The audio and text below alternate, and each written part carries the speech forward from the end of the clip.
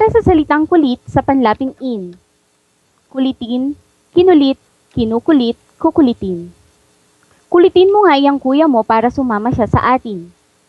Kinulit ko siya kanina para manlibre siya ng pagkain. Kinukulit ko pa din hanggang ngayon ang tatay ko para ipasyal kami sa Maynila. Kukulitin kita hanggat hindi mo ako sinasagot. Para sa panlaping ma at an. Makulitan, nakulitan, nakukulitan, makukulitan. Tumigil ka na sa kadadaldal mo, baka makulitan siya. Nakulitan ako sa kanya kaya ako siya iniwan.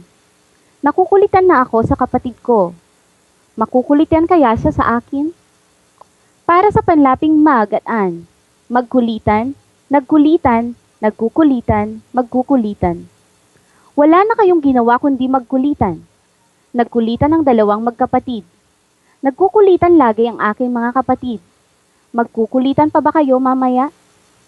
At para sa panlaping kumulit, kumulit, kumukulit, kukulit.